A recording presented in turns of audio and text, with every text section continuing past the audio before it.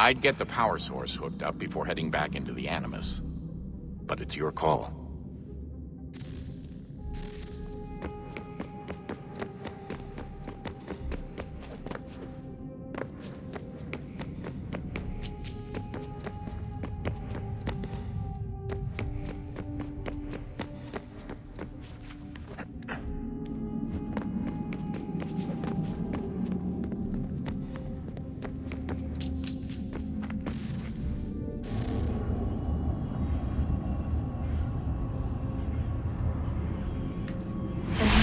Approached, one that was dark and cold.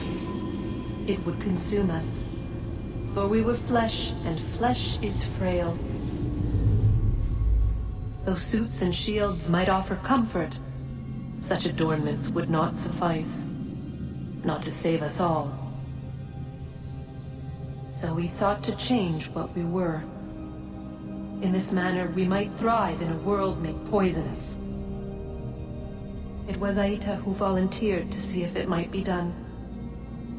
Aita, my husband, my love. In the end, it changed him, ruined him. He was made a prisoner of the machines. The body might survive, but his mind became brittle to the touch. He begged me for release, for days, for weeks, for months. I pleaded with him to give us time to find another way. But there wasn't one. Not for him. Not for us.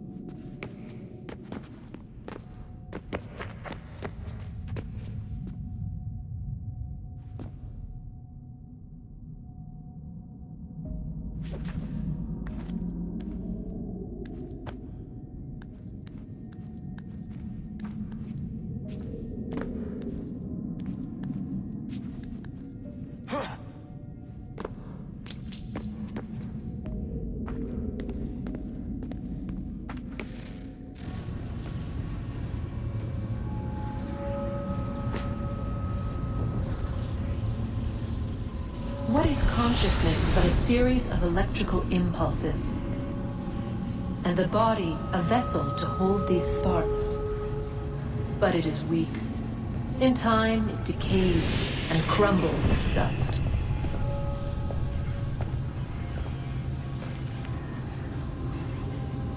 We asked ourselves then, what if it might be replaced with something stronger, something better? So we forged a new vessel, one that might endure. It proved easy enough to enter.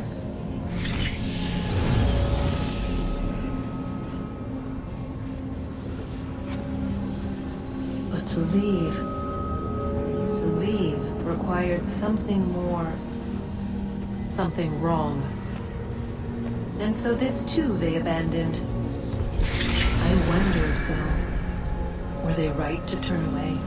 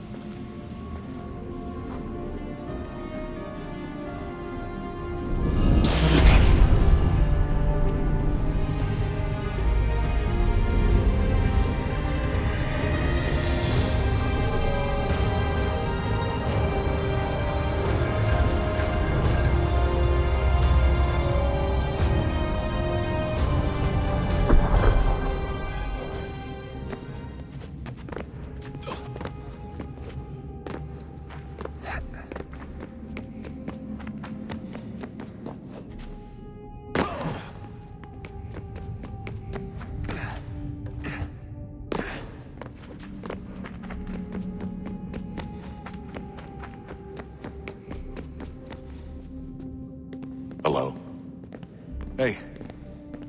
Do you think killing Vidic set Abstergo back? I doubt it. Sure, he pioneered the Animus, but they've had the technology for decades now. Plenty of other people can take his place. And Cross? Oh, he was a loose cannon. I doubt anyone's mourning his death. I think these days he was more a symbol than an asset.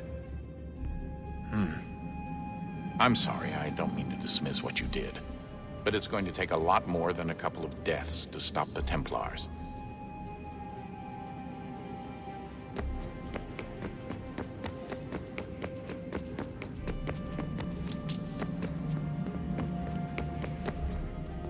I regret not asking you to hack into the Abstergo servers while you were there. A couple of well-placed relays and we'd be swimming in information. We have everything we need. Yeah, except the key. We're close. How do you know? I just do. I've been poking around a bit. Did you know there are machines down here that make, well, mana? Wizard mana or biblical mana? What do you think? Biblical, of course. The Greeks called it ambrosia. The Indians, ambrit or soma. Most cultures around the world refer to a divine food, though I'd say its taste is anything but. You ate something that came out of a 75,000-year-old machine? And I live to tell the tale. So? What did it taste like? Cardboard. Tasted of cardboard. Hardly the stuff of legends, though. I wonder if the first civilization didn't taste differently than we do. Maybe the flavorizer broke. Flavorizer. You've certainly got away with words, Rebecca. Things are getting worse outside. What do you mean? Every day for the past 2 weeks, the sun has been throwing off larger and larger flares. Older satellites are starting to malfunction. I hear rumblings of recalling the crew on the International Space Station. There's already work being done as well to shield power stations and transformers on the ground. Not that any of it matters. This goes far beyond some brownouts. We all saw what's actually coming. Do you know how it works? Look, I'm no physicist, but it's something to do with the Earth's geomagnetic field. The flares and mass ejections disturb it, which appears to trigger seismic events. I've tried reaching out to people who might know better, but they all insist it's bunk. And I don't blame them. It sounds ridiculous. I wish it was. Best we finish up with Connor.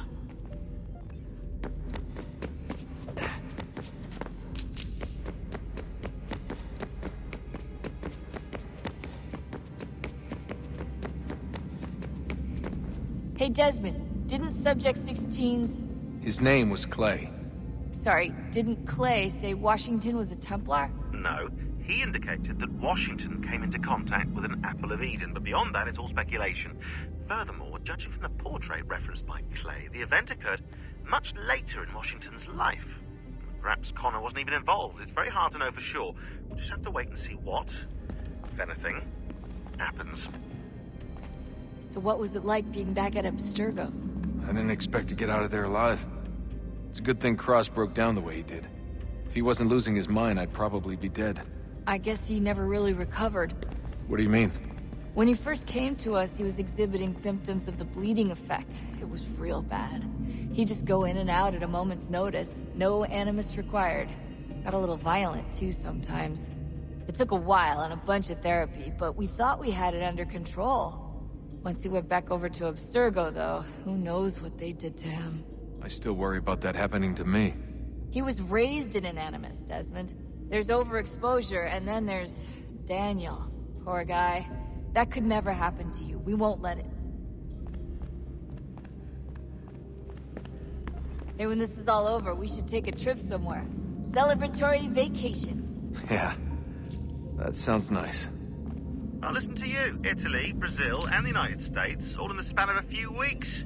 And you're complaining about not getting out enough? Seriously, Sean?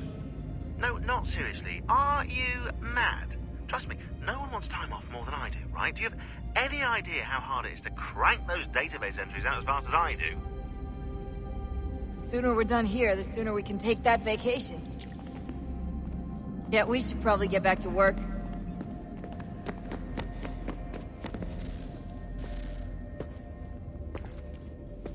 Home stretch, Desmond. I can feel it. The tides of war are turning. The Loyalists fall back beneath the advancing Patriot army, their hold on this land weakening by the day. But the Templars only seem to grow stronger. Though fewer in number, the threat they pose appears undiminished.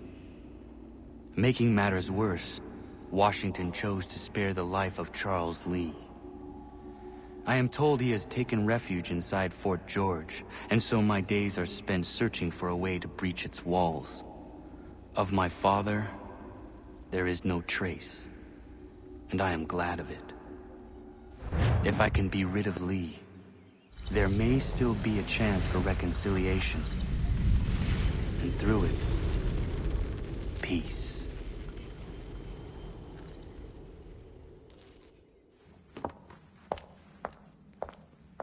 Connor, he's asking for you.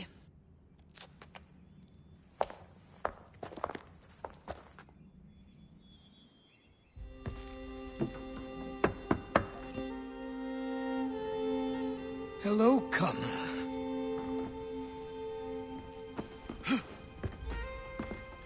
Come now. Your sadness won't sustain me any more than that fool woman's soups and potions. Tell me of your latest exploits.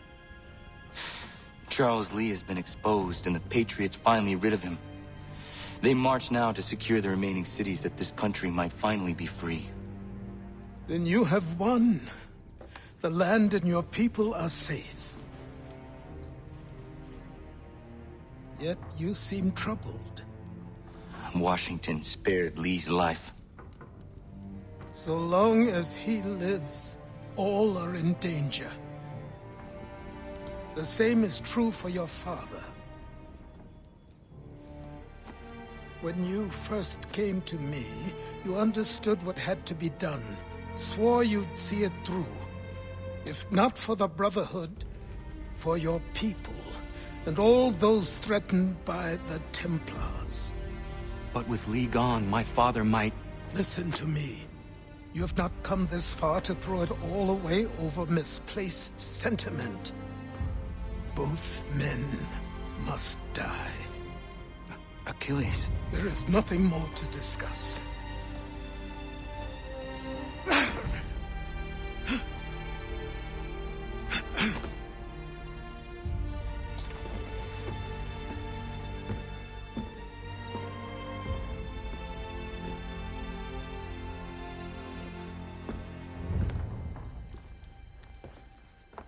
Connor, I came as soon as I could.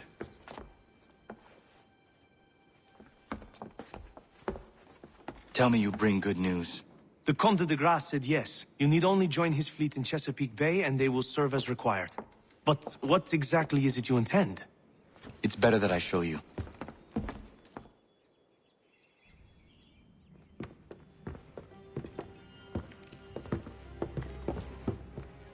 Charles Lee may have been dismissed, but it does not mean we are safe. But the commander? The commander underestimates the threat, and no more time can be wasted trying to convince him otherwise. I must do this on my own. Do what, exactly? Kill Charles Lee. He hides within Fort George, which is itself surrounded by a militarized district. I cannot hope to infiltrate it directly, so I will go under instead. Incroyable. The tunnels leading to the fort have been filled in. While I secure the Admiral's ships, I need you to clear them for me. And the ships? When signaled, they will bombard the fort. Breaching its walls and creating a distraction, I see. In the chaos, I will slip inside, find Charles Lee, and silence him forever.